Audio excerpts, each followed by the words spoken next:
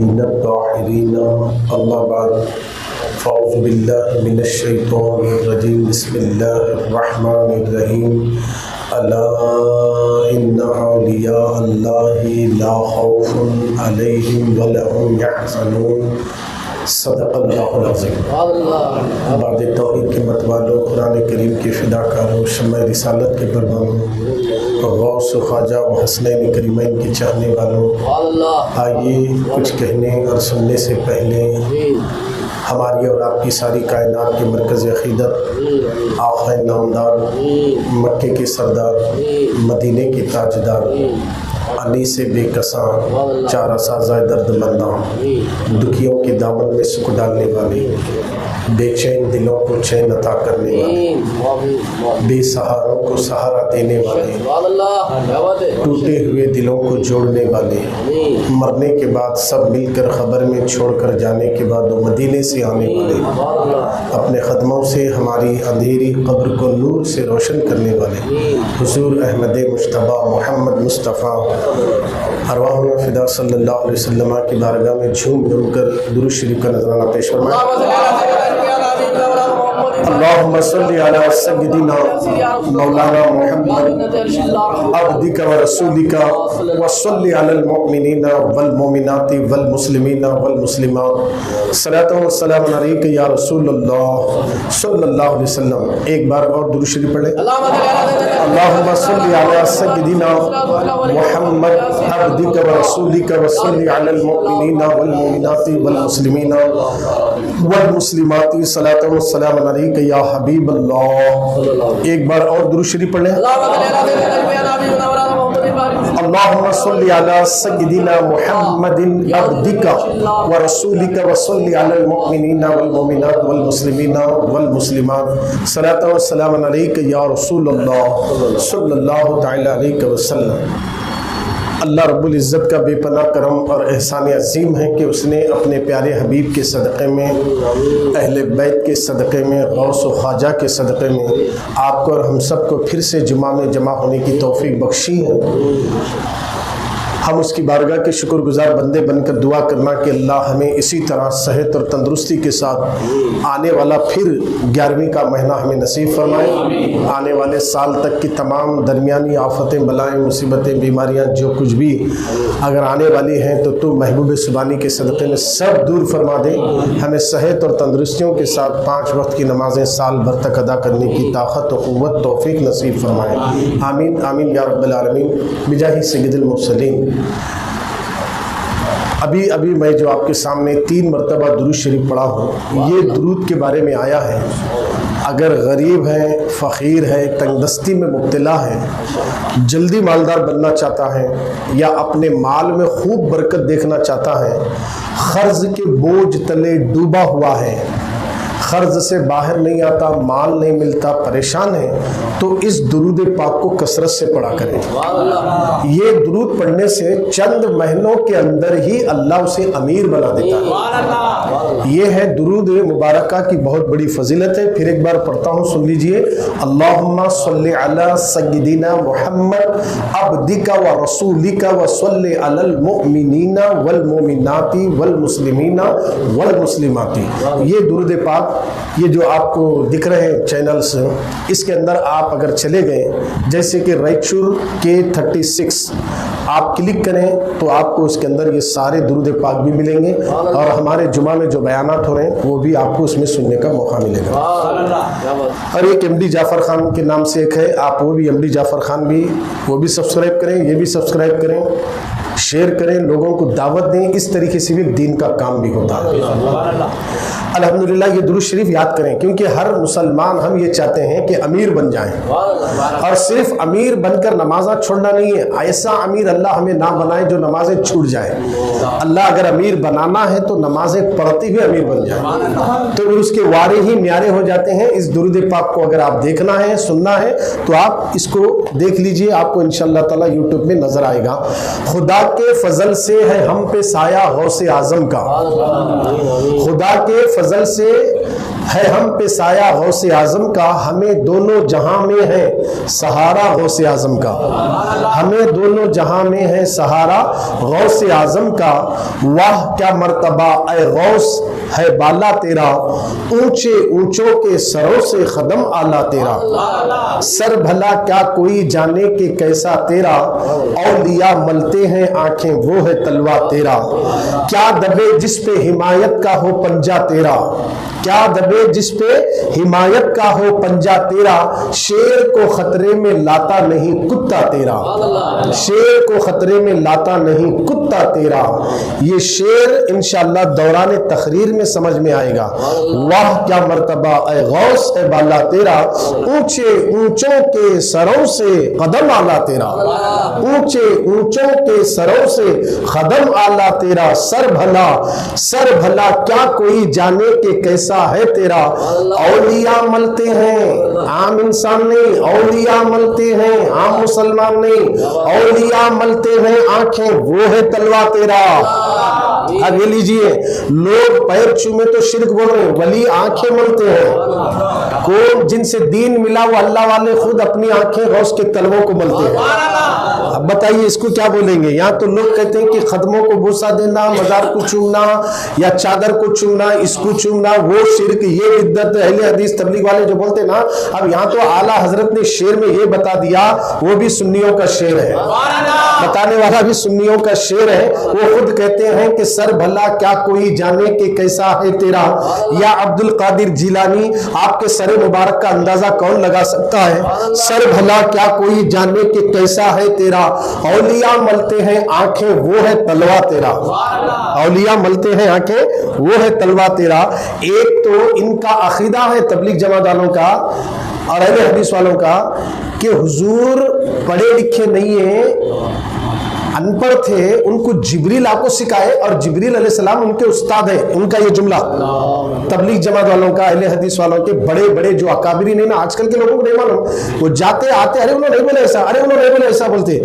उनके बड़े जो ये फाउंडेशन रखे ना तबलीगी जमात का, अहले हदीस का, उनके बड़ों का जो अकीदा है, उन्होंने जो किताबों में लिखा, ये लिखा हुजूर को कुछ भी इल्म नहीं है, हुजूर के असल उस्ताद तो जिब्रील अलैहिस्सलाम है। जिब्रील अलैहिस्सलाम आकर उनको तालीम देते थे, उनको बताते थे, हुजूर को नहीं मालूम था। ये उनका अकीदा है। अब हमें ऐसे मुंडे हलाने से काम नहीं चलता। अस्तगफिरुल्लाह पढ़ना, माज़ल्लाह पढ़ना, अगर इसमें थोड़ा भी हूं में हाँ मिलाए तो हमारा ईमान भी चले जाता। हमें इतने नमाज़ पढ़े से भी जाते सीधा दोज़ख में, निकाह हुआ तो वो भी टूट को जाता। अल्लाह के नबी अनपढ़ है क्या? बोलो जी नहीं। हमारे नबी के उस्ताद जिब्रील है क्या? अरे अल्लाह ने खुद कहा अर्रहमान अल्लमल कुरान, रहमान ने कुरान सिखाया अपने महबूब को जो जान है। अल्लाह ही ने सब कुछ इल्म अल्लाह ने अपने नबी को अता कर दिया। ये कहते हैं कि जिब्रील अलैहिस्सलाम इनके उस्ताद हैं। अब आइए, मैं आपको तलवे की बात आई तो याद आया, इसलिए मैंने ये जुमला कहा। जब जिब्रील अलैहिस्सलाम शबे मेराज को हुजूर को लेने के लिए आए थे ना, तो अल्लाह से पूछे मौला तेरे नबी सो गए, जो कैसा? बोले दरवाजे को मारना नहीं, नींद में खलल आएगा। फिर अंदर कैसे जाना? छत फाड़ के अंदर जाना। बोले अब छत फाड़ के जाना, बोले कैसे जाना? जिब्रील अलैहिस्सलाम को अल्लाह इतनी ताकत दिया, वो बड़े बने तो इतने बड़े बनते, छोटे बने तो छोटी सी सुराख में भी नीचे उतर गए। तो जिब्रील अलैहिस्सलाम छत से नीचे उतरे, हुजूर सोए हुए हैं, सरकार लेटे हुए हैं, चादर ओढ़े हुए हैं, मुजम्मिल वाली चादर हुजूर ओढ़े हुए हैं। चेहरा तो इतना नूरानी चमक रहा है, सरकार चादर ओढ़े यहाँ तक है, और पीछे जो नीचे जो तलवों के पास है, दो पैर खुले हैं। हालांकि चादर ओढ़े तो कैसा ओढ़ना? पैरों से तो ओढ़ना ना, मगर दोनों तलवे हुजूर ऐसा इस तरीके से रखे हुए हैं। तो अब जिब्रील अलैहिस्सलाम आते ही नबी को मालूम है, अल्लाह भी जानता, हुजूर के सोने का अंदाज ही वैसा था। जब जिब्रील अलैहिस्सलाम आ रहे तो अल्लाह से पूछे मौला उठो तो कैसा उठो? बोले ऐ जिब्रील तेरे जो मैंने तुझे सरापा नूर बनाया, तेरे को मैंने नूर से पैदा किया, मगर होठों को काफूर से बनाया। और ये काफूर के होठ क्यों बनाया? तेरा सवाल था ना, वो जवाब आज ले ले कि तू मेरे नबी के तलवों को होठ लगा, और जब तेरे काफूरी होठ लगेंगे तो हुजूर की आंखों को ठंडक पहुंचेगी, आंख खुलेगी तब तू नबी को बात कर लेना। तो जिब्रील अलैहिस्सलाम बखौल ये जमात वालों अहले हदीस के कहने के मुताबिक उनके उस्ताद हैं, तो फिर आकर यहाँ जिब्रील अपने होठ तलवों को लगाकर बता रहे मैं उस्ताद नहीं, मैं तो रसूलुल्लाह का शागिर्द हूँ, मैं नबी का गुलाम हूँ, बल्कि पूरी कायनात रसूल की गुलाम है। और ये साबित करके बता दिया कि जिब्रील ने तालीम नहीं दी, बल्कि मेरे आका को मेरे मौला ने सारा इल्म अता कर दिया। वअल्लमका मा लम तकुन तालम, ऐ हबीब आप जो नहीं जानते थे हमने आपको सब कुछ बता दिया, सब कुछ सिखा दिया। ये हमारे नबी की शान है। अब अगर ऐसा अकीदा रखने वाला कोई अगर नमाज की दावत दे रहा है तो उसके साथ जाना हमारा ईमान बर्बाद होगा। अगर कोई ऐसा अकीदा रखने वाला कि नबी के उस्ताद जिब्रील है, ऐसा अकीदा रखने वाला अपने इज्तिमा में बुलाए तो उसके साथ जाना ये हमारा ईमान बर्बाद होगा। ऐसा अकीदा रखने वाले के साथ उसके इज्तिमा को अटेंड करना, उनके प्रोग्राम में जाना अपने ईमान और आखिरत को बर्बाद करने के बराबर है। इसलिए कि जिसके नाम से महफिलें सजाई जाती है उनके बारे में जिनकी दिल में यह अकीदा हो कि उनका उस्ताद तो जिब्रील है, मोहम्मद के उस्ताद तो जिब्रील है, अंगूठे चुनने पर इतराज करने वाले ये सब लोग जब दावत दे तो साफ कर देना कि आपका इज्तिमा अलग है, हमारा इज्तिमा अलग है। हमारे इज्तिमा में भी वही बातें होती, अल्लाह रसूल की हमें अलग क्यों कर रहे? अगर आपके इज्तिमा में अल्लाह रसूल की बातें होती है तो पहले नाक पढ़ो, अंगूठा चूमो, नबी को सलाम करो, हम इज्तिमा में आएंगे। अगर ये आप जहन बना ले तो फिर कोई भी आपको दीन की दावत के नाम पर ईमान को नहीं लूटेगा। आज बचाना जरूरी है अपने ईमान को, अपने अकीदे को बचाना। चलिए सरकार के दीवानों बात आ गई तो ज़िमनन मैंने अर्ज कर दिया, वो जो तबलीगी जमात हो, अहले हदीस हो, जमात इस्लामी हो, शिया हो, राफजी हो, खादियानी हो, जितने भी फिरके हैं ना उनके अकीदे अगर आप सुने ना सीधा लट्टा लेकर तलवार लेकर मैदान में निकल जाते हैं। मगर हमारा हल क्या है? मालूमात कुछ भी नहीं है, दीनी मालूमात नहीं बोलना भाई उन्हें भी अच्छा काम कर रहे बोले फिरते उनका उनके साथ जान छोड़ो, हमें गए तो क्या उनका सीखते क्या? नहीं नहीं नहीं। जो हमारे घर में अगर हमारे बाप से लड़ाई लड़ने वाला या हमारे बाप का कोई दुश्मन हो और हम हमारे वालिद के दुश्मन को दावत देकर घर को बुलाए तो हमारे वालिद के दिल पर क्या गुजरी? सोचिए, जो नबी का दुश्मन है वो हमारा दुश्मन है। हमारे नबी हमारे बाबा से भी ज्यादा प्यारे हैं, हमारी माँ से भी ज्यादा प्यारे हैं, हमारी औलाद से भी ज्यादा प्यारे हैं, हत्ता कि हमारी जान से भी ज्यादा हम नबी से मोहब्बत करते हैं। अभी क्या चाहिए? हर चीज से ज्यादा हम नबी से मोहब्बत करते, उनके खिलाफ एक जुमला भी सुनना नहीं चाहते। और जो ऐसे खिलाफ अकीदे गंदे रखने वाले, ईमान बर्बाद जा होता है, ऐसे अकायद वालों के किसी भी दीनी प्रोग्राम में अटेंड ना करें। उनके इज्तिमा में जाने से हमारी आखिरत बर्बाद होगी। आपने देखा होगा सुन्नियों के इज्तिमा में पहले खिरत, फिर हम, फिर मनक़बत नात, फिर मनक़बत पढ़ाई जाती और हमारे सुन्नियों के इज्तिमा का लास्ट इख्तिताम सलाम पर होता है, फातिहा पर होता है। इससे आप अंदाजा लगाएं उनमें हमारे में कितना बड़ा फर्क है। नमाज की दावत देना, कुरान की तिलावत की बात करना, दीन का दर्द पेश करना, हालात खराब हो चुके बोलकर तुम्हें एक प्लेटफॉर्म पे जमा करके ईमान को लूटना, ये कहां का दीन का काम है? असल में तो ईमान ही है, अल्लाह और उसके रसूल को जानना और मानने का नाम ही ईमान है। हर चीज से ज्यादा अल्हम्दुलिल्लाह वो हमारे पास है। अल्लाह का एहसान है कि आपको अल्लाह ने हम सबको अहले सुन्नत वल जमात में रखा है। बहुत बड़ा करम है, सुन्नी बनाया अल्लाह, वहाबी नहीं बनाया, अहले खबीस गैर मुखल्लिद नहीं बनाया, हमें किसी फिरके में नहीं बनाया, अल्लाह हमें अहले सुन्नत वल जमात में रखा।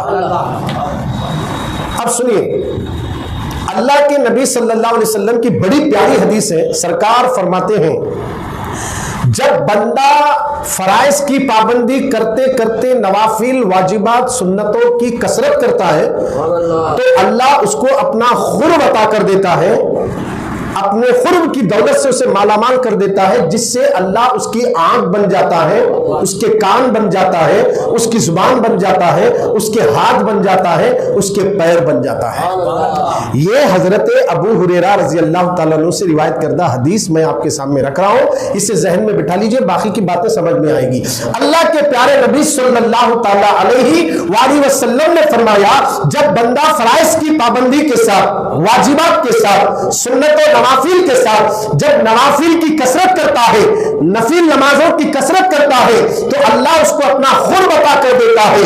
आंख उसकी होती है, देखना खुदा का होता है, कान उसके होते हैं, सुनना खुदा का होता है, जुबान उसकी होती है, बोलना खुदा का होता है, हाथ वली के होते हैं, पकड़ना खुदा का होता है, पैर वली के होते हैं, चलना खुदा का होता है।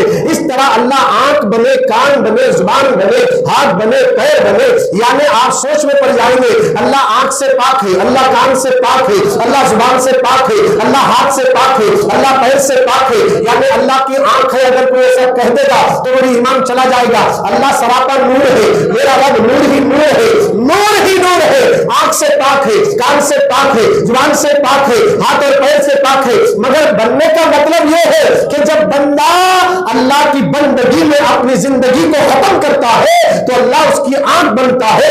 आंख तेरी होगी, देखना मेरा होगा। यानी आंखों में जो नूर है वो एक है बसारत, एक है बसीरत। अब जो बसारत से हम देख रहे हैं ये जाहिरी चीजें नजर आती है, और जब बसारत फना होकर बसीरत में चला जाता है तो आंख बंद करके सारी कायनात का मुशाहिदा करता है। वो जो बसीरत का नूर मिलता है वो नवाफिल की कसरत करने से अल्लाह वो नूर अता कर देता है। तो आंखें वली की होगी, देखना। अब उसको देखने के लिए रोक टोक नहीं है, वो जमीनों में भी देखता है, आसमानों में भी देखता है। अब इसी तरह गौसे आजम अगरचे बगदाद में है, उनके लिए लोहा बड़ी दूर नहीं है, वो वहां से देख रहे हैं। हमारी अकल काम नहीं करती है। अब अल्लाह के नबी की हदीस में सुना दिया, अल्लाह उसकी आंख बनता है, उसके कान बनता है, उसकी जुबान बनता है, उसके हाथ और उसके पैर बनता है। अब सवाल ये है किसके? नमाजों की कसरत करने वाला, नमाजों की कसरत करने वाला। बेनमाजी वली नहीं हो सकता। वली जितने भी है सब नमाजी है, सब नमाजी है। कोई भी बेनमाजी वली नहीं हो सकता है। हर वली नमाजी है, हर वली नमाजी है, और नमाजी के जरिए अल्लाह अपना खुर बता करके अपना दोस्त बना लेता है। अब सुनिए आगे की बातें। अब ये तो आम बंदा दुनिया में आकर मेहनत करा, नमाजें पढ़ा, इबादत करा, तो अल्लाह उसे अपना वली बनाया, अपना खुर बता कर दिया। अब जो माँ पेट से बन कर आए, अब ये बोलिए, माँ पेट से बन कर आए, अब कौन आए? हमारे गौसे पाक आए, माँ पेट वली है। माँ पेट वली बनकर आकर भी गौसे पाक मेहनत करे, मुजाहिदा करे, इल्म हासिल करे, जोर इबादत रियाजत में, तवक्कल की दुनिया में देखो हर जगह गौसे आजम मेहनत करे। ऐसा नहीं मैं घर में माँ बैठे, माँ पेट से वली बनकर आया मैं लिहाजा घर में बैठ जाऊंगा, नहीं बैठे। बल्कि आप माँ पेट वली होकर भी आपके आने की खुशखबरियां बड़े बड़े औलिया अल्लाह ने दी थी, इसके बावजूद भी गौसे पाक इल्म भी हासिल करने गए, तकवे की जिंदगी भी गुजारे, नफ्स का तस्किया भी करे, नफ्स को भी मारे। अल्लाह ने गौसे आजम का मकाम इतना बुलंद कर दिया, क़यामत तक अब ऐसा कोई गौस आ ही नहीं सकता। अल्लाह ने अब्दुल कादिर जिलानी को यह मर्तबा जो अता किया है किसी वली को नहीं मिलेगा। सुबह क़यामत तक जितने वली आएंगे वो सब के सब गौसे आजम के कदमों के नीचे अपनी गर्दन रखकर यह तस्लीम करना होगा, ए अब्दुल कादिर जिलानी आपका कदम मेरी गर्दन पर है, तभी तो वो वली बन सकता है। ये मर्तबा गौसे आजम को अल्लाह ने अता कर दिया है। और हमारे गौसे पाक के बारे में सुनिए, कुरान कहता है कुलिल्लाहुम्मा मालिकल मुल्की तूतिल मुल्क मन तशा। ऐ महबूब तुम कह दीजिए कि मैं ही मुल्क का बादशाह हूं और मैं जिसे चाहे उसे बादशाह बना देता हूं। अल्लाह कह रहा है कुरान में मैं जिसे चाहे बादशाह बना देता हूं। अब बादशाहियत दो तरह की होती है। एक बादशाहियत जाहिरी दुनिया की, जो जाहिर में देख रहे ना, ये हुकूमतें चलाने वाले, वजीर आजम बनना, रियासत के, कर्नाटक के, इंडिया के, जिस तरह आपने देखा है प्रधानमंत्री होता है, हाकिम होते हैं, बादशाह, ये जो भी बन रहे ना, ये अपनी तरफ से नहीं है, अल्लाह ही इनको बिठाता है। सुनिए अल्लाह कह रहा है कुरान में मैं जिसे चाहे उसे बिठाता हूं। कंडीशन नहीं है मुसलमान को बिठाने में, मैं जिसे चाहूं उसी को हाकिम बनाता हूं, बादशाह बनाता हूं, और जिससे चाहे बादशाहियत को छीन लेता हूं। ये अल्लाह कह रहा है। और आगे भी अल्लाह कहता है मैं जिसे चाहे इज्जत देता हूं, जिसे चाहे जिल्लत देता हूं। इज्जत जिल्लत सब अल्लाह ही की तरफ से है। अब सुनिए आगे, बादशाहियत दो तरह की है। एक जाहिरी हुकूमत करने वाला, जिस्मों पर, वतन पर, मुल्क पर हुकूमत करने वाले, ये बादशाह जो है वो चाहे कोई भी हो सकता, काफिर भी हो सकता, यहूदी भी हो सकता, जाहिरी हुकूमत करने वाले। मगर दूसरी जो हुकूमत है वो बातिनी हुकूमत है, वो बातिनी हुकूमत। तवज्जो चाह रहा हूं, बातिनी हुकूमत अल्लाह हर किसी को नहीं देता, अल्लाह वालों को अता करता है, औलिया अल्लाह को अता करता है। जब तक वली जमीन पर है, मगर बादशाह भी है दुनिया में। कौन? उनके दौर में जो बादशाह लोग हैं वो खुद इनके दरबार को आए तो अपने बादशाह की तलवारें घोड़े बाहर छोड़ को पैदल आकर घुटनों से अदब बैठना पड़ता। असल हुकूमत तो अल्लाह वालों की चलती है।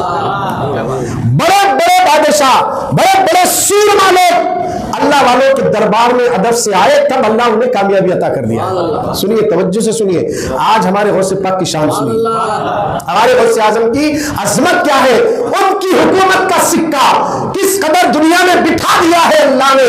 एक जाहिरी हुकूमत है जो दुनिया के किसी भी इंसान को मिल जाती है, वो चाहे काफिर हो, वो चाहे यहूदी हो, वो चाहे ईसाई हो, वो चाहे नसरानी हो, वो चाहे मुसलमान हो। जाहिरी हुकूमत किसी को नहीं मिल सकती है, मगर बातिनी हुकूमत सिर्फ अल्लाह वालों को मिलती है, और उनकी हुकूमत कभी खत्म होने वाली नहीं है। दुनिया की हुकूमत करने वालों को लोग सिलेक्शन करते हैं, और जिनको लोग सिलेक्शन करे वो कुर्सी पे बैठकर जहां तक उसकी रियाया है वहां तक ही उसकी हुकूमत चलती है।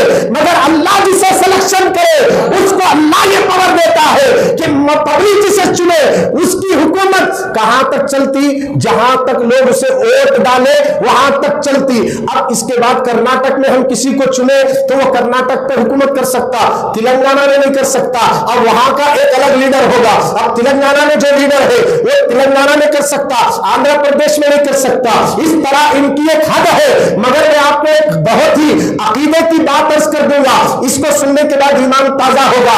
रियासतों के अंदर, अब पूरे मुल्क भारत के अंदर 28 मुल्क है, 28 रियासत है, और हर रियासत के अंदर एक वजीर आजम होता है, और इसी तरह एमएलए को चुना जाता है। अब चुनने के बाद एमएलए जो होता है ना, अब अगर कहीं भी गवर्नमेंट की जमीन हो तो आदमी देखता है ये जमीन गवर्नमेंट की है, रहने दो, मैं तो एमएलए को वोट डाला हूं। साहब का एक फोन गया तो कोई म्युनिसिपैलिटी वाला भी नहीं आता, कोई भी चेयरमैन कमिश्नर नहीं आता। एमएलए की हुकूमत जहां तक चलती वहां तक रियाया, और जहां जमीन है वहां तक चलती। जमीन पे नहीं चलती, जमीन में नहीं चलती, हवा पे नहीं चलती, पत्तों पे नहीं चलती, पानी पे नहीं चलती, दरख्तों पे नहीं चलती। हर आने वाले लीडर और हाकिम की हुकूमत लोगों पे चला सकते हैं, मगर जमीनों पर नहीं, पत्तों पर नहीं, दरख्तों पर नहीं, चांद पर नहीं, चांदनी पर नहीं, बारिश पर नहीं, बादलों पर नहीं। इनकी हुकूमत की यद है, हद है। मगर अल्लाह वालों की हुकूमत, पब्लिक जिसे चुने वो 5 साल का होता है, 3 साल का होता है, कभी कभी 1 साल का भी होता है। बड़े कंट्रियों की भी बात कर रहा हूं। तो इस तरह वो एक हद है। मगर अल्लाह जिसे चुन ले, अल्लाह जिसे चुनकर हाकिम बनाए, उसकी हुकूमत पूरे आलमीन में चलती है। यानी अल्लाह जिसे चुनकर वली बना दे, अब उसकी हुकूमत कहां कहां चलेगी।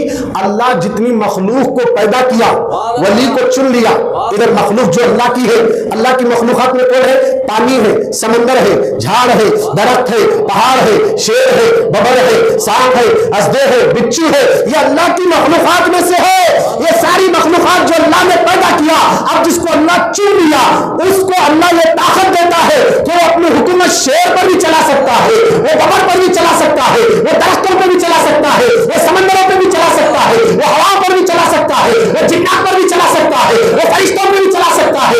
इसी तरह अब्दुल कादिर जीलानी को अल्लाह ने ये पावर दिया कि उनकी हुकूमत का सिक्का जिन्नों पर भी चलता था, जिन्नात पर भी चलता था। सरकार गौसे पाक की बारगाह में एक शख्स रोता हुआ आया, हजरत का ही मुरीद था, आकर अर्ज करने लगा, हुजूर मेरी बच्ची गायब हो गई। कहा कैसे? मेरी बच्ची छत पर गई थी, अब तक दिखने का नाम नहीं, पता नहीं कहां चली गई। सरकार शेख अब्दुल कादिर जिलानी गौसे आजम ने कहा घबराने की जरूरत नहीं। गौसे पाक ने कहा सुनो, तुम्हारी बच्ची कहां नहीं गई, आज रात 12 बजने के बाद तुम एक जंगल में जाना, वहां एक मिट्टी के टेले पर बिस्मिल्लाहिर्रहमानिर्रहीम पढ़ना, अला नियति अब्दुल कादिर कहना, और एक हिस्सा करके उसमें बैठ जाना, और ये खत लेकर बैठना। और वहां रात का आधा हिस्सा गुजरने के बाद जिन्नात का एक लश्कर निकलेगा, उनकी शक्लों को देखकर तुम खौफजदा नहीं होना, हैबत नहीं खाना। मगर सारा लश्कर खत्म होने के बाद पीछे एक जिन्नों का बादशाह आएगा, वो आपके सामने आएगा, उसको ये मेरा लिखा हुआ खत दे देना और तुम अपना मारूजा उसके सामने रख देना। अल्लाह अकबर। अब जैसे ही रात का आधा पहर गुजर गया, आधा हिस्सा गुजर गया, आधी रात को जंगल में बैठना मामूली बात नहीं है। मैं गौसे पाक के जमाने की बात कर रहा हूं, आबादी भी कम थी, कोई टार्चर भी, कोई ये भी नहीं था टार्च जो जाकर हम बैटरी लगाकर बैठे, कोई उजाला नहीं। ऐसे वक्त में जब गौसे पाक ने कहा आधी रात को वहां जाकर बैठ जाते हैं और बिस्मिल्लाहिर्रहमानिर्रहीम अला नीयती अब्दुल कादिर कहकर हिस्सार बाने बैठ गए। अब देखते ही देखते गौसे पाक के कहने के मुताबिक जिन्नों का लश्कर आने लगा। एक एक की शक्ल बड़ी भयानक थी। जब भी इनको डर खौफ होता तो गौस को याद करते थे, अब्दुल कादिर जिलानी को याद करते। सारा लश्कर खत्म होने के बाद पीछे आने वाला जिन्नात का बादशाह था और वो जैसे देखा, कहा कि तुम कौन हो? कहा मुझे अब्दुल कादिर जिलानी ने बिठाया। इतना कहते हुए नीचे उतरा, अदब से हिस्सार के बाहर बैठा। कहा कैसे आना हुआ? कहा कि ये खत सरकार गौसे आजम ने दिया। उन्होंने पढ़ा, उसके बाद उनके मुंह से सुना कि मेरी बेटी को आपके जिन्नात में से किसी जिन ने उठा कर ले गए। इतना सुनते ही जिन्नात के बादशाह को तेज आया, गुस्सा आया। उसने सारे जिन्नों को आवाज दी, सब हाजिर हुए। आने के बाद उसने पूछा इनकी बेटी को किसने उठाया? वो भी गौसे आजम की नगरी से उठाया, अब्दुल कादिर जिलानी की नगरी से उठाया। कौन है वो शख्स? तो लोग जिन्नात जाकर तलाश करे तो कहा कि एक चीनी जिन है जो इसको लेकर गया, उसे मेरे सामने फौरन हाजिर करो। लड़की के साथ वो जिन को उठाकर लाए। कहा कि तुझे कोई और लड़की नहीं मिली जो अब्दुल कादिर जिलानी के नगरी से उठाकर ले गया? कहा कि मुझे इसकी खूबसूरती बड़ी पसंद आई, मैंने इसलिए उसे उठाया। अब्दुल कादिर जिलानी के नगरी में से अगर कुछ गलत काम कर दे तो उसका अंजाम क्या होता है? यह कहकर जिन्नात के बादशाह ने वो जिन का सर खलम कर दिया और वो लड़की को बस सलामत जिन्नों का सरदार उनको वापिस लौटाया और उनसे कहा कि अब्दुल कादिर जिलानी को हमारा सलाम कह देना। अब उन्होंने पूछा अल्लाह अकबर, आप भी गौसे आजम को जानते हैं? कहा कि हम गौसे पाक के मुरीद हैं और गौसे आजम के बाहर कुछ काम हमारे दरमियान में नहीं हो सकता। अब्दुल कादिर जिलानी कहीं और अपने घर में बैठे हैं मगर उनका मुरीद जिन्नात के बादशाह से बात कर रहा है। ये देखो अब्दुल कादिर जिलानी की हुकूमत का सिक्का, जिनकी हुकूमत जिन्नात पर भी चलती है और जिनकी जानी अदब होकर गई हुई बच्ची को वापस लौटा कर बता दिया हम भी अब्दुल कादिर जिलानी के ताबे हैं।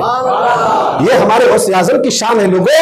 अब्दुल कादिर जिलानी को अल्लाह ने इख्तियारात दिया है क्योंकि जुबान गौस की है बोलना खुदा का है, हाथ गौसे आजम के है पकड़ना खुदा का है, कान गौसे पाक के है सुनना खुदा का है, आंख गौसे आजम के है देखना खुदा का है। मानना पड़ेगा जब कुदरत अपने तजल्ली के थोड़ी सी झलकियां आंख में दे दे तो मरे हुए मुर्दे जिंदा हो जाए देखने से। अगर कान में दे दे तो दुनिया में कहां क्या हो रहा सुनने की ताकत पैदा हो जाए। अब्दुल कादिर जिलानी कोई मामूली शख्सियत नहीं है, इसीलिए तो आला हजरत ने कहा वाह क्या मर्तबा गौस है बाला तेरा, ऊंचे ऊंचों के सरों से कदम आला तेरा।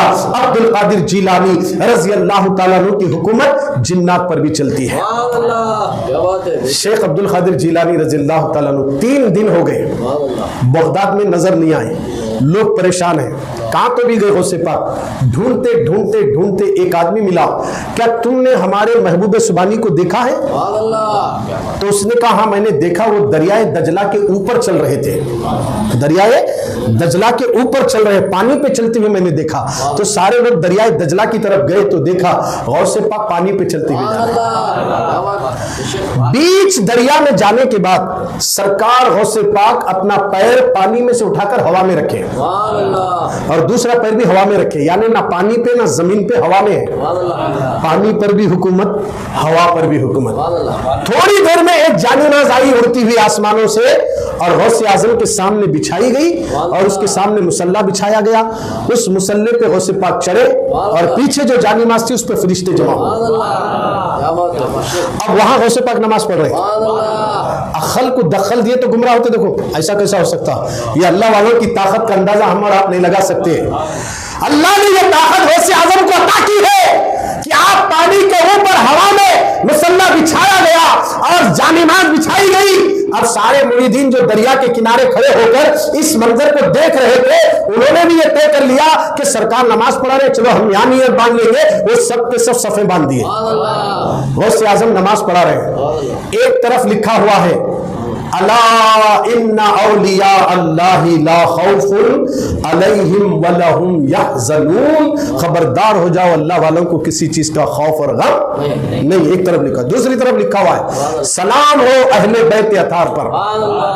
अब गौसे पाक नमाज मुकम्मल करे, नमाज हुई, सलाम फेर के हाथ उठाते हैं, दुआ कर रहे हैं। उस वक्त जब अब्दुल कादिर जिलानी दुआ कर रहे थे, आसमानों के फरिश्ते, जमीन के अंदर रहने वाले औलिया अल्लाह सब देख रहे थे कि अब्दुल कादिर जिलानी की दुआ में सबने हाथ उठाए। खबरों में औलिया हाथ उठाए, जमीन पर उनके चाहने वाले हाथ उठाए, फरिश्ते हाथ उठाए और गौसे पाक दुआ करते हैं ऐ अल्लाह मेरे मुरीद के मुरीद को, मुरीद के मुरीद को, मेरे मुरीद के मुरीद को, मुरीदों को उस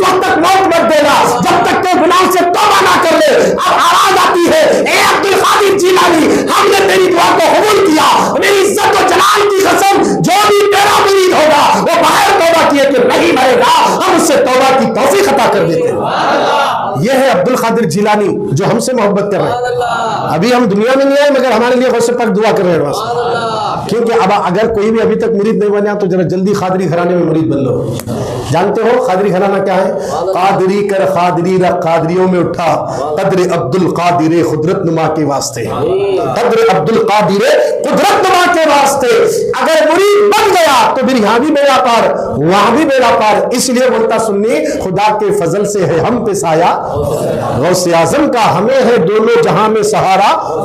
गौसे आजम का टेंशन ही नहीं, गौस की मोहब्बत में यहाँ तड़पे तो इसका दर्द क़यामत में पाएंगे, मैदान महशर में मिलेगा। हम आए उनकी मोहब्बत में तो अब्दुल कादिर जिलानी को अल्लाह ने यह इख्तियार दिया। उनकी हुकूमत का सिक्का हवा पर भी है, पानी पर भी है। और अल्लाह अकबर दुआ करे, अल्लाह ने उनकी दुआ को कबूल कर लिया और बता दिया कि मैं महबूब सुबानी को बहुत चाहता हूं। अल्लाह बहुत चाहता है हमारे गौसे पाक को। जानते हो एक मर्तबा एक औरत आई गौसे पाक के दरबार में, रोती हुई आई, हुजूर मेरा एक ही बेटा था, वो भी आपकी दुआओं से पैदा हुआ था मगर मर गया। कैसे मरा? बोले नदी में डूब गया, नदी के पास गया था, डूब गया, मर गया, मेरा बच्चा घर नहीं आया। रोने लगी, मेरा बेटा मुझे चाहिए।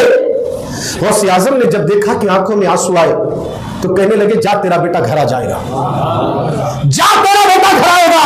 अब वो घर लौटी, बेटा नहीं आया, वापिस आई, सरकार बच्चा घर में नहीं है। फिर गौसे आजम ने जलाल से कहा जा तेरा बेटा घर आएगा। फिर गई, देखा तो घर बच्चा नहीं आया। तीसरी मर्तबा आई तो अब्दुल कादिर जिलानी ने कहा थोड़ी देर के बाद जा तेरा बेटा घर में है। पहुंचे तो घर में बेटा मौजूद था। अब गौसे पाक ने आंख बंद की, अल्लाह की बारगाह में पहुंचे, मेरे मौला 3 मर्तबा मुझे उस औरत के सामने शर्मिंदा क्यों किया? 3 मर्तबा मुझे उस औरत के सामने शर्मिंदा क्यों किया? आवाज आई अब्दुल कादिर, जब तू पहली मर्तबा कहा था ना तेरा बेटा घर आया जा, तो हमने सारे जो जानवर इसको खाए थे ना पानी में उनको इकट्ठा करे। अब जब दूसरी बार तुमने कहा ना, उन सारे जानवरों में से जितने भी पेट में हड्डियां, मुंडी, हाथा, पावा, जो जो मछलियां जानवर पानी में खाए थे ना, वो सारे अज्जा इसके जमाए। तीसरी मर्तबा जब आपने कहा तो हम बच्चे को उसके घर पहुंचा दिया। क्या बात है, क्या बात है। ये हमारे गौसे पाक है, अकल काम नहीं करती नहीं। अकेले में बैठकर सुनिए, कभी सोचिए। मैं पहले बता दिया गौसे आजम की शान ये अब्दुल कादिर जिलानी का ये मर्तबा है। मेरे नबी ने कहा कि जब कोई बंदा इबादत करता है, नमाज पढ़ता है, फराइज के साथ, वाजिबात के साथ, सुन्नतों के साथ, नवाफिल की कसरत करता है, अल्लाह उसकी आंख बनता है, उसके कान बनता है, उसकी जुबान बनता है, उसके हाथ और उसके पैर बनता है। अब जो इबादत करे उसको ये मिले, जो माँ पेट से वली बनकर आए उसका आलम क्या होगा? और गौसे पाक माँ पेट भी वली बनकर आए और दुनिया में आकर भी 40 साल तक ईशा के वजू से फजर की नमाज पढ़े हैं, 17 साल तक एक पैर पे खड़े होकर कुरान पढ़े हैं। ये गौसे पाक की शान है। अल्लाह अपने वलियों को ये ताकत अता कर दे और वो अल्लाह की अता से मुर्दे को जिंदा कर दे तो यकीनन ये शिरक नहीं है। अल्लाह की अता करदा ताकत से मुर्दे जिंदा होते हैं, अल्लाह की अता करदा से। लोगों को बड़ा चुरका लगता, खास करके तबलीगी जमात वालों, अहले हदीस वालों, जब कोई बात अच्छी लगी तो जरा मोहब्बत से बोलो ना, के बैठने से काम नहीं चलता। जब भी गौसे पाक का नाम सुने झूमे ना, आलम क्या होता मालूम है? कई बार आपने सुना होगा, वो वीडियो भी वायरल हुए, बहुत बार देखे होंगे। गौसे पाक से मोहब्बत करने वाला सिर्फ एक धोबी था, मालूम है ना? अब वो वाक़े को कितने की लोग क्या क्या कि इशू बना दिए, ऐसा कैसा हो सकता, खबर में फरिश्ते आएंगे तो मैं गौस का धोबी हूँ, बोले आप बच गया। ये हमारे भेजे में नहीं आने वाली चीज़ें हैं। भेजे में लेकरा को अगर अकल को दखल दिए गुमराह हो जाते। हुजूर क्या बोले, जो जिससे मोहब्बत करेगा उसी के साथ उठाया जाएगा, सरकार की हदीस से उठाया जाएगा।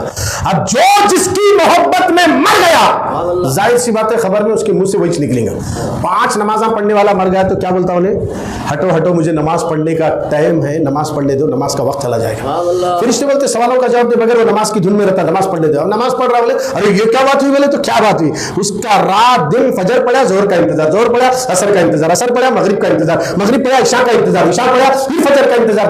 5 नमाजें 24 घंटों को घेर लिया और आपका धुन एक ही है, नमाज को जाना, नमाज को जाना, नमाज को जाना। इंतकाल हो गया। अब जैसे इंतकाल हो, नमाज को जाना, नमाज को जाना। हदीस में है जो बंदा मस्जिद से मोहब्बत करे और एक ही मस्जिद में पाबंदी से नमाज पढ़े, अगर वो बीमार हो जाए, मस्जिद को ना आए तो वो सब उसके लिए पूछता है, मौला ये फला बिन फला शख्स रोजाना आता था, वो कहाँ है? वो बीमार है तो मस्जिद दुआ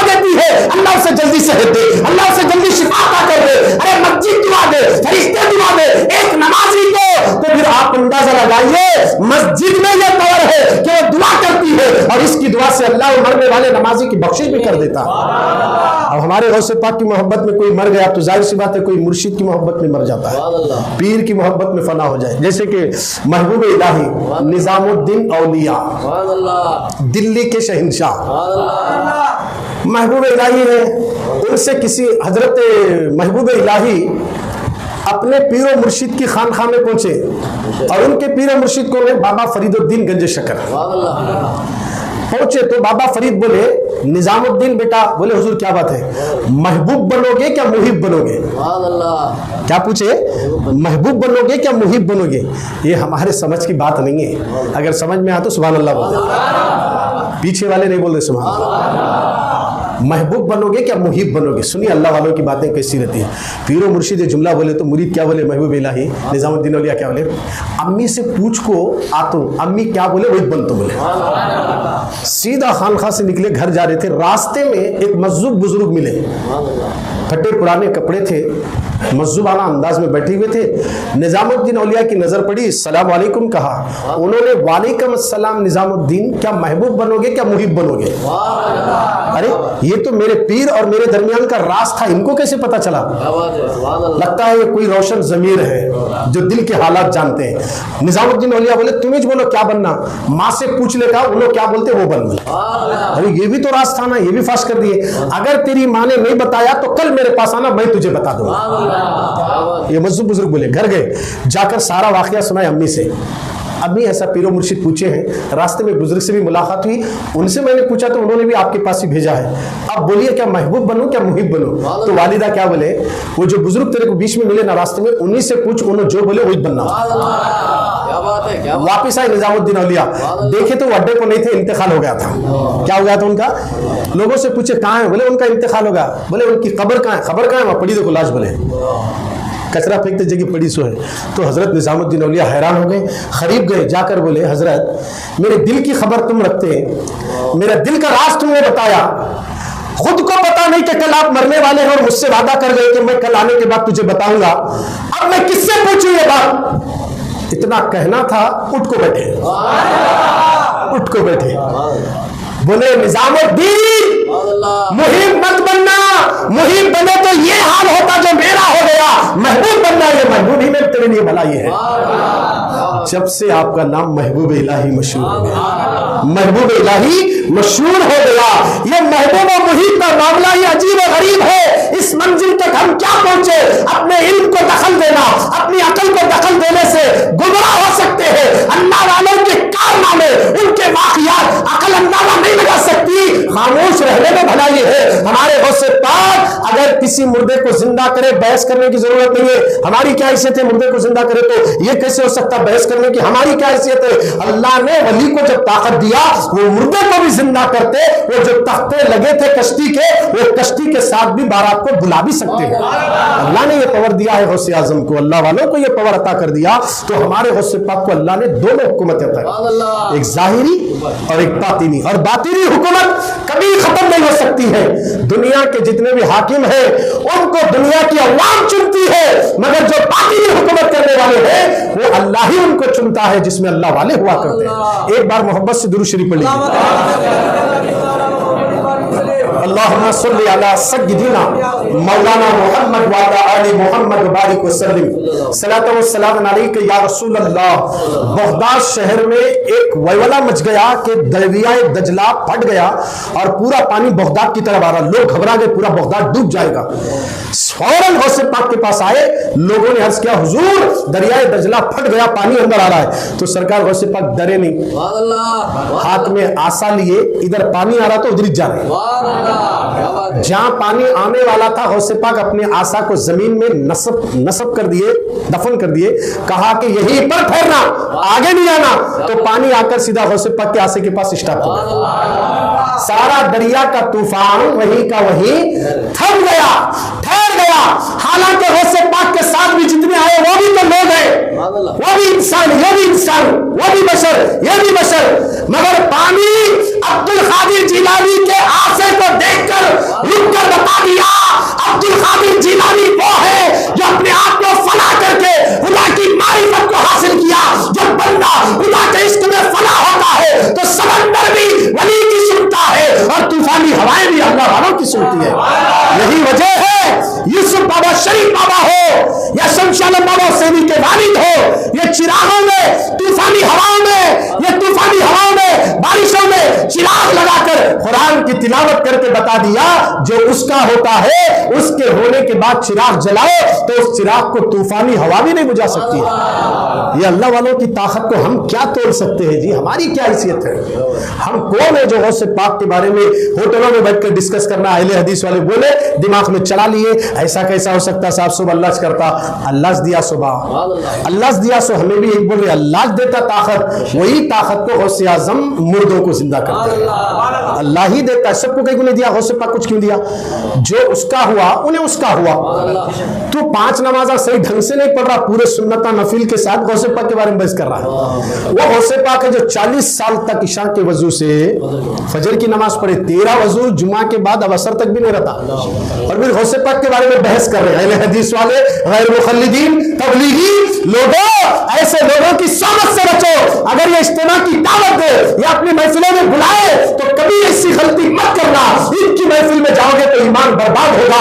अगर वो गौस का दीवाना है, वो ख्वाजा का दीवाना है, वो हसन का दीवाना है, वो हुसैन का दीवाना है, वो अहले बैत का चाहने वाला है और मेरे नबी को सलाम करने वाला है, तो ऐसे दिन इज्तिमा में जाने से दुनिया भी संवरती है और आखिरत भी संवर जाती है। अपने ईमान को बचाओ, आज जरूरत है। हमारे गौसे पाक की हुकूमत का सिक्का कहां कहां चला जानते हो? अल्लाह ने उनको ऐसी ताकत अता कर दी। अल्लाह अकबर। एक मर्तबा सरकार गौसे पाक रज़ी अल्लाह ताला अन्हु अपने मुरीदों के साथ खबरस्तान को पहुंचे, खबरस्तान को पहुंचे ज़ियारत करने के लिए। देखिए, खबरों के पास जाके ज़ियारत करना ये गौसे पाक की सुन्नत है। चलते चलाते एक कब्र के पास पहुंचे, वहां गौसे पाक कब्र को गौर से देखते रहे। फिर थोड़ी देर के बाद सरकार गौसे आजम के चेहरे पे जलाल आया। फिर थोड़ी देर के बाद मुस्कुराने लगे। किसी मुरीद की ये हिम्मत नहीं कि कुछ पूछ सके, सब खामोशी के साथ अदब से खड़े देख रहे हैं। जब बात खत्म हुई तो जाने लगे तो मुरीदों ने अर्ज किया, किसी ने, सरकार ये खबर के पास टाइम भी ज़्यादा लगा, मैंने देखा कि आपके चेहरे पे पहले जलाल आया, बाद में आप मुस्कुराने लगे। तो गौसे पाक बोले, जानते हो ये कब्र किसकी है? मेरे उस्ताद मोहतरम शेख हम्माद रहमतुल्लाह अलैह की है। जब मैंने खबर में देखा तो मेरे उस्ताद जन्नती लिबास पहने हैं, जन्नती ताज है, सोने के कंगन हैं और जन्नती जूते पहने हुए हैं। मैंने उन्हें सलाम किया, उन्होंने मुझे वालेकुम अस्सलाम कहा, और जब मैं हाथ बढ़ाया मुसाफा करने के लिए तो उनका हाथ उठरा नहीं था, हाथ शल हो गया था। मैंने कहा, आपके हाथ को क्या हुआ? तो बोले, अय अब्दुल खादिर, जब तुम पढ़ रहे थे ना, पढ़ते सो ज़माने में हम एक नदी के ऊपर से जाते इस टाइम पर शेख हम्माद रहमतुल्लाह अलैह गौसे पाक को पानी में ढक लेते हाथ से, तो वो ढकलना अल्लाह को पसंद नहीं आया, इसलिए उसने मेरे हाथ को मफलूज कर दिया। तुम दुआ करो मेरा हाथ अच्छा हो जाए। शान गौसे आजम देखो, आपके उस्ताद मोहतरम है, मगर जैसे उन्होंने ये जुमला कहा, गौसे पाक के चेहरे पे जलाल आया। मौला जैसे दुआ के लिए हाथ उठे, 5000 खबरों में सारे वली हाथ उठाए। तवज्जो चाहता हूं, 5000 खबरों में सारे वली हाथ उठाए, इसलिए कि शेख हम्माद बड़े वली है और जन्नती है, मगर एक हाथ शन हुआ, इनके हाथ में वलियों का ताजदार दुआ कर रहा है। तो 5000 खबरों से हर वली हाथ उठाया। अब्दुल कादिर जिलानी ने कहा, ए मेरे मौला, मैंने माफ कर दिया, तू भी माफ कर दे, इनके हाथ को ठीक कर दे। इधर दुआ खत्म हुई, उधर हाथ अच्छा हुआ। उसी हाथ से उन्होंने मुझसे मुसाफा किया, मैं मुस्कुराने लगा। अरे गौसे पाक अंदर वाला भी तकलीफ में हो, उसको भी बचा सकते हैं। ये पावर किसी और को नहीं, फातिमा की औलाद को दिया गया है। ये पावर किसी और को नहीं, हुसैन की औलाद को दिया गया है। इसलिए खानदान अहले बैत पाक है, उनका घराना पाक है, उनकी पार्टी का खुतबा कुरान पढ़ रहा है। जिनको हर नजस से, हर नापाकी से दूर रखा गया, उसी खानदान का 5वीं सदी का अब्दुल कादिर जिलानी है, जिसकी शान में मेरे आला हजरत ने कहा, तेरी नस्ल पाक में है, बच्चा बच्चा नूर का, तू है ऐने नूर, तेरा सब घराना नूर का। सारे घर को नूर में सिमट कर आला हजरत ने बता दिया। और ऐसे गौसे आजम जिनके बारे में आला हजरत कहते, वाह क्या मर्तबा है गौस है बाला तेरा, ऊंचे ऊंचों के सरों से कदम आला तेरा। हम गौसे पाक की 11वीं यूं ही नहीं करते, वो रहते बगदाद में जरूर है, उनका आशिक यहाँ अगर पुकारे है खुशबू लगाकर, तो अब्दुल कादिर उसकी भी मदद फरमाते हैं। अल्लाह ने ये ताकत उन्हें अता कर दिया है, अल्लाह ने ये क़ुव्वत उन्हें अता कर दिया है। एक अमीर था, पैसे वाला, बगदाद का रहने वाला था, ताजिर था, सब कुछ अल्लाह उसे दिया था, मगर एक बेटा भी दिया, मगर वो भी ऐसा पैदा हुआ, ना हाथ है उसके, ना पैर है, अपाहिज है। दौलत तो सब है, मगर औलाद अगर ऐसी पैदा हो जाए तो पूछो उस माँ और बाप के दिल पर क्या गुजरती होगी। शहर बगदाद का रहने वाला एक बहुत बड़ा सौदागर है, ताजिर है, पैसे वाला, मालदार है, सब कुछ है, मगर बच्चा ऐसा है। तो किसी ने उसे मशवरा दिया, एक दिन तुम गौसे आजम को दावत दो ना। तो खुद ये दिल में सोचे, आज अब्दुल कादिर जिलानी को घर बुलाऊंगा, उनके हाथ धुलाऊंगा। नीयत ये थी कि अब्दुल कादिर जिलानी जिसके भी घर जाते हैं कभी उसे मायूस तो नहीं करते। दिल में दुखियों का तूफान रखकर अब्दुल कादिर जिलानी के दरबार में पहुंचा। मालदार कहने लगा, हुजूर गुस्ताखी माफी चाहता हूं, अल्लाह के नबी की हदीस है जब कोई दावत दे तो कबूल करे, मैं आपको दावत दे रहा हूं कि आप मेरे घर तशरीफ लाएं। गौसे आजम ने कहा, हम इजाज़त तलब करेंगे, अगर इजाज़त मिली तो आएंगे। आंख बंद करे, थोड़ी देर बाद बोले ठीक है हम आएंगे दावत। अब जब गौसे आजम पहुंचने लगे, साथ उनके मुरीदीन भी थे, इससे पहले के तमाम बगदाद के उलमा भी उस ताजिर के घर में मौजूद थे, गौसे आजम का इंतजार कर रहे हैं। उसमें वो मानदार था तो इतने शानदार चीजें बनाई, नेमत अल्लाह की बनाई जो अल्लाह ने उसे दिया, दस्तरखान पर रख दिया, और उसमें अपने अपाइज बच्चे को एक टोकरे में रखकर उस पे कपड़ा उड़ाकर एक किनारे पर रख दिया। गौसे आजम तशरीफ लाए। जैसे गौसे आजम दस्तर पे बैठे, सारे लोग बैठ गए। अब किसकी मजाल जो बैठते ही डाल लें। अदब सीखना है दस्तरखान का तो अल्लाह वालों को देखो, दस्तरखान के आदाब देखना है तो सहाबा को देखो, ताबईन को देखो, औलिया को देखो। जब दस्तर पे बैठे हैं तो दस्तर में सबसे बड़ा इल्म रखने वाला बुजुर्ग कोई आदमी है, तो जब तक वो अपने प्लेट में खाना ना उतार ले, कोई ना उतारना, ये अदब है। पहले वो उतारे या वो इजाजत दे, सारे बैठे हुए हैं। अब्दुल कादिर जिलानी दस्तर पे बैठकर आंख बंद करे मुराक़बे में गए। अच्छा, इसलिए मुझे दस्तर पे बिठाया गया। देख लिए गौसे आजम अपने मुरीदों को बुलाए, कहा हुजूर क्या बात है, वो जो टोकरा है ना उसे सामने लाओ। बोले नहीं, जान गए, गौसे आजम जान गए, क्योंकि मेरे गौस ने ऐलान किया है, मैं पूरी दुनिया को ऐसे देखता हूं जैसा तुम अपनी हथेली में राई के दाने को देखते हो। तो फिर क्या उधर इस घर में क्या हो रहा, इसका इल्म नहीं है। बता दिया अब्दुल कादिर जिलानी ने, कहा वो टोकरा मेरे सामने लाओ। जैसे ही टोकरा सामने आया, बाप की जान में जान आ गई। मेरा पाई बच्चा जब से पैदा हुआ, जिसके आंख नहीं, जिसके हाथ नहीं, जिसके पैर नहीं, जो कान से भी बहरा है, ऐसा पाई बच्चा लेकर मैं इतने साल से जिंदगी गुजार रहा था, आगे बढ़ता गया। अब्दुल कादिर जिलानी के सामने जब वो टोकरा लाया गया, मेरे हौस में हाथ रखा, कहा बिस्मिल्लाह, ए बच्चे अल्लाह के नाम से, खुदा की इज्जत की कसम, जिसके पाँव नहीं थे पाँव आ गए, हाथ नहीं थे हाथ आ गए, आंख नहीं थी आंख आ गई, सुनने की सकत नहीं थी, सब कुछ अल्लाह अता कर दिया। टोकरे में से बच्चा उठकर चलते हुए दस्तरखान पे बैठ जाता है, बैठ जाता है। अल्लाह अकबर। गौसे आजम को अल्लाह ने ये पावर दिया है, ये इख्तियारात दिया, ये ताकत दिया है, वो मुर्दों को भी जिंदा करते हैं और बीमारों को भी अल्लाह की अता से सेहतमंद बना देते हैं। हमारे गौसे पाक को अल्लाह ने ये ताकत अता कर दी। एक मरतबा कुछ लोग बगदाद में मिलकर एक प्लान बनाए, गौसे आजम को हम आजमाएंगे, आजमाने के तौर पर आजमाएंगे कि कितना वो पहचानते हैं। तो एक टोकरे में तंदुरुस्त बच्चे को रखे, उसके ऊपर कपड़ा उड़ाए। एक टोकरे में बीमार बच्चे को रखे जिसे चलने नहीं आता था। वो दोनों टोकरे लेकर गौसे पाक के पास आए। आप देखेंगे कि किसको पहचानेंगे, बीमार कहीं में है, सेहतमंद कहीं में है। तो गौसे पाक अपने बाजू में उनके बेटे अब्दुल रज़्ज़ाक़ रहमतुल्लाह अलैह थे। अपने बेटे को बोला, अब्दुल रज़्ज़ाक़ बेटे इधर आओ। बोले ये टोकरे के ऊपर से कपड़ा हटाओ, इसमें जो बच्चा है वो बीमार है, इसमें जो बच्चा है वो सेहतमंद है। उठ बेटे उठ, कहते ही बच्चा जो बीमार था वो सेहतमंद बनकर उठ गया, और जो बच्चा सेहतमंद था उससे बोले बेटा तू भी उठ जा। तो जैसे कहना था वो बच्चा भी टोकरे से उठ जाता है। अब्दुल कादिर जिलानी की बारगाह में उन्होंने सर को झुका दिया और ये तस्लीम कर लिया, गौसे आजम से कोई चीज छुपी हुई नहीं है। आंख वली की है, देखना खुदा का है, कान वली के है, सुनना खुदा का है, हाथ वली के है, पकड़ना खुदा का है, पैर वली के है, चलना खुदा का है। इसलिए कुरान ने कह दिया हम हुकूमत जिसे चाहे बादशाह बना दे और जिसे चाहे बादशाहियत को छीन ले, मगर दुनिया की हुकूमत करने वाले जाहिरी दुनिया के अंदर अल्लाह जिसे चाहे बादशाह बना दे, वो चाहे काफी हो, वो चाहे मजूसी हो, वो चाहे यहूदी हो, वो चाहे नसारा हो, वो चाहे ईसाई हो, किसी को भी अल्लाह बना सकता है दुनिया के अंदर। मगर हकीकत में बातिन में अगर कोई बादशाह है वो अल्लाह वाले है, वो औलिया इकराम है। दुनियावी हुकूमत करने वालों को पब्लिक चुनती है, मगर अल्लाह बातिनी हुकूमत करने वालों को खुद अल्लाह चुनता है, उनको हुकूमत देता है। आज हिंदुस्तान में हमारी नस्लें क़यामत तक आने वाली ख्वाजा का डंका बजाएगी, मगर ख्वाजा को किसी ने देखा नहीं। मगर ये दिलों में मोहब्बत कैसे, ये उल्फत कैसे, ये उनसियत कैसे, ये प्यार कैसे, ख्वाजा से क्यों इतना लगाव है, तो मानना पड़ेगा दिलों में मोहब्बत अल्लाह पैदा कर रहा है। इसलिए ख्वाजा मेरा है और सारी प्रजा मेरे ख्वाजा की हो जाएगी। अल्लाह ने ये ताकत वलियों को अता कर दिया, जाहिरी हुकूमत करने वालों को चुनने का तुम्हें इख्तियार दिया।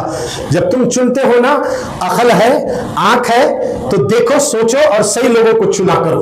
अगर गलत लोगों को चुनोगे शहर तबाह हो जाएंगे, मुल्क बर्बाद हो जाएंगे, रियासतें टुकड़े टुकड़े हो जाएगी। आज पूरी दुनिया का सर्वे करो, बातिल ताकतें हमारे सरों पर हुकूमत करने के लिए एक दूसरे को कत्ल कराने के मंसूबे बना रही है। और आज फलस्तीन पर पूरा 1 महीने से ज्यादा दिन गुजर गए, अभी तक बमबारी हो रही है। इस्लामिक कंट्री का एक भी मुसलमान कहने वाला उठकर बोलने को तैयार नहीं, मुत्तहिद होने को तैयार नहीं।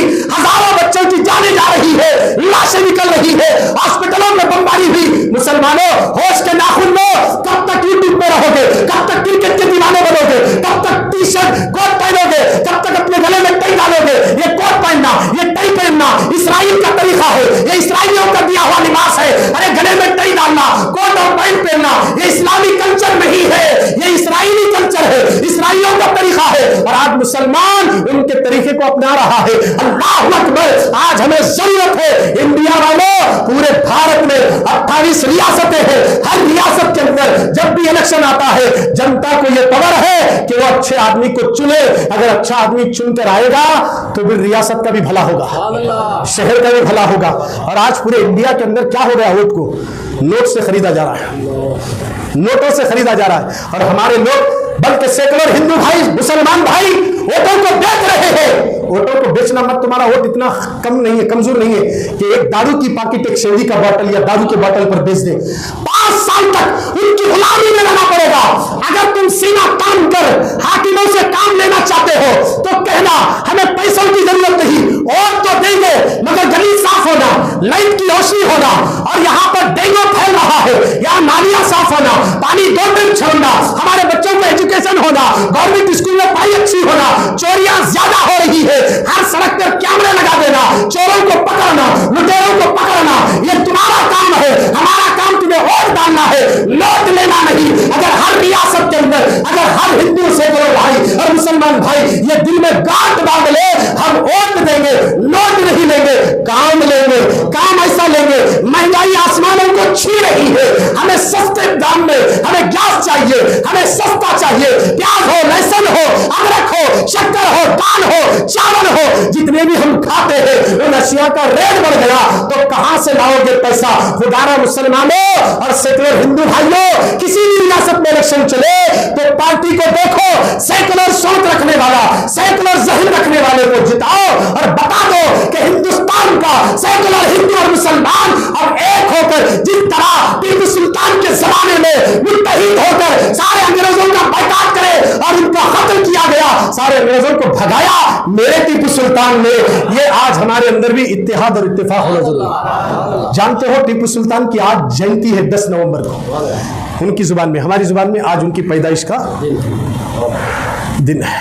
सुनिए, टीपू सुल्तान क्या है, इस मुल्क के लिए एक ताकत थी, उन्हें मोहब्बत से, इस मुल्क की सबसे बड़ी ताकत थी, इस मुल्क के लिए सबसे पहला हथियार अगर किसी ने तैयार किया है दुश्मनों से लड़ने के लिए तो शेर मैसूर टीपू सुल्तान है। वो शेर मैसूर टीपू सुल्तान है जो बड़े बड़े डैम और तालाब जो नजर आ रहे हैं पानी स्टॉक करने के, ये भी टीपू सुल्तान की देन है। उस जमाने में कोई ऐसा इल्म और टेक्नोलॉजी नहीं थी, मगर टीपू सुल्तान को अल्लाह ने ये इल्म अता कर दिया था कि डैम कैसे बनाया जाए, मिसाइल कैसे बनाया जाए, बारूद कैसे बनाया जाए, ये सारा इल्म अल्लाह सुल्तान अलैहिर्रहमा को अता कर दिया था। और वो टीपू सुल्तान को आज दुश्मन ताकतें आतंकवादी कहते हैं। जानते हो हमारे टीपू सुल्तान ने जब जब मंदिरों पर उन्हीं के लोगों ने हमला किया तो उसकी हिफाजत के लिए टीपू सुल्तान सामने खड़े रहे। मिराटा के लोग जब टीपू सुल्तान पर एक बड़ी सेना लेकर हमला करने आई तो शिकस्त खा गई, हमला नहीं कर सकी। जब वो वापस लौट रहे थे तो रास्ते में उन्होंने मंदिर को तोड़ा। जब टीपू सुल्तान को पता चला तो दौड़ते हुए अपनी फौज को ले आए और सारे मिराटा वहां से भाग गए और टीपू सुल्तान अलैहिर्रहमा ने उस मंदिर की मरम्मत फरमा दी। ये है इस मुल्क का लॉ और इस मुल्क की हिंदू पर्सनल लॉ को बचाने वाले टीपू सुल्तान जैसी हस्ती ने बता दिया कि आपस में मुत्तहीद होकर रहो, इसलिए हमारा झगड़ा तुम्हारे से नहीं अंग्रेजों से है जो इस मुल्क के अंदर अपना राज चलाना चाहते हैं। टीपू सुल्तान ने ईस्ट इंडिया कंपनी को बंद करने के लिए यहाँ शिवाजी महाराज से और यहाँ के हाकिमों से, अलग अलग रियासतों में अलग अलग राजा लोग थे, उनसे मीटिंग करके बहुत बड़ा महाज छेड़ा था अंग्रेजों के खिलाफ। तो अंग्रेजों ने देखा कि इस मुल्क के अंदर हमारे लिए गले का कांटा अगर कोई बना तो टीपू सुल्तान बना है, उसको किसी भी तरीके से खत्म किया जाए। उन्होंने खरीदना शुरू कर दिया। इस तरह टीपू सुल्तान के करीबी खास दोस्त को यानी मीर जाफर सादिक को अंग्रेजों ने खरीद लिया और वो सारी रिपोर्टें देता था। इस तरह कह के धोखा देकर टीपू सुल्तान को उन्होंने शहीद कर दिया, क्योंकि वो जानते थे जब तक टीपू जिंदा रहेगा इंडिया पर हमारी हुकूमत नहीं चल सकती। अंग्रेजों को मालूम था ये वो शेर था। आज उनका जन्मदिन है मगर आज हमें याद तक नहीं है। मुसलमानों, इस रियासत के लिए, इस मुल्क के लिए टीपू सुल्तान और उनके वालिद हैदर अली ने भी अपनी जान जिगर दे दिया है। और हमें भी चाहिए, मुल्क की बात आई तो इस मुल्क की हिफाजत के लिए हम भी कमर कस ले, हम भी तैयार हो जाएं। खुदारा इसके लिए हम लड़ने के लिए मैदान में जाने की बात नहीं करते। नमाजों की पाबंदी करो, तौबा करो गुनाहों से, जिना के अड्डे छोड़ो, शराब के अड्डे छोड़ो, जुआ के अड्डे छोड़ो, पार्कों में रात भर बैठना छोड़ो, लड़कियों को घूमना छोड़ो, लड़कियों को फेसबुक पे, यूट्यूब पे अगर आप इस तरह मैसेज भेजते रहेंगे तो याद रखना आने वाले दिन इससे बड़े खतरनाक आएंगे। इन सारी बुराइयों से तौबा करके हुजूर के दीवाने बन जाओ, सारी दुनिया अल्लाह तुम्हारी दीवानी बना देगा, सारी दुनिया तुम्हारी दीवानी बन जाएगी। अल्लाह मुझे और आपको बोलने से